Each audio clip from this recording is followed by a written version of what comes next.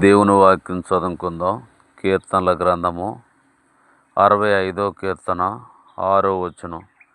బలమునే నడికట్టుగా కట్టుకొనినవాడా, తన శక్తి చేత పర్వతములు స్థిరపరచువాడు ఆయనే చాలు. కాబట్టి మన దేవుడైన యెహోవా తన కుమారుడైన యేసుక్రీస్తు ప్రభువారు బలమునే నడికట్టుగా కట్టుకొనినవాడు. ఈ లోకములో నడికట్లు కట్టుకునేవారు మనకి కనబడతారు. నేను ప్రార్థన చేయటానికి చెరుకు చేనుల్లోకి వెళ్ళాను, కంది చేనుల్లోకి వెళ్ళాము, తర్వాత పల్లి చేనుల్లోకి వెళ్ళాము, శనక్కాయ చేనుల్లోకి వెళ్ళాము.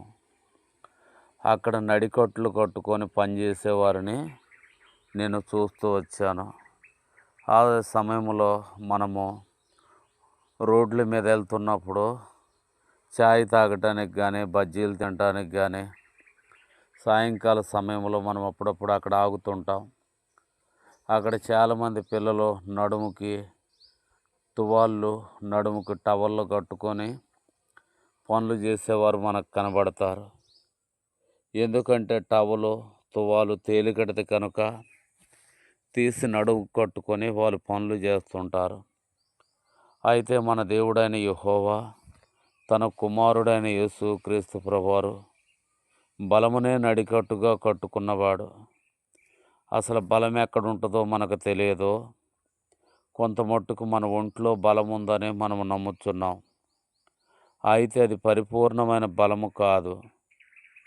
మనము ప్రభువు ప్రత్యక్షమైనప్పుడు, దేవుని రాజ్యములోనికి మనం వెళ్ళినప్పుడు మనం ఆ బలాన్ని సంపూర్ణంగా చూడగలము. అంత గొప్ప దేవుణ్ణి చూడగలము. దేవుని వాక్యం చదువుకుందాం.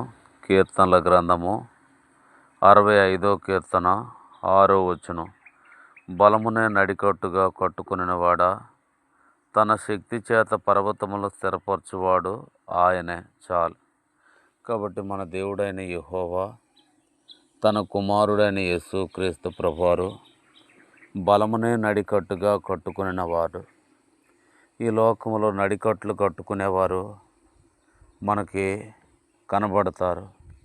నేను ప్రార్థన చేయటానికి చెరుకు చేనుల్లోకి వెళ్ళాను, కంది చేనుల్లోకి వెళ్ళాము, తర్వాత పల్లి చేనుల్లోకి వెళ్ళాము, శనక్కాయ చేనుల్లోకి వెళ్ళాము. అక్కడ నడికట్లు కట్టుకొని పనిచేసేవారిని నేను చూస్తూ వచ్చాను.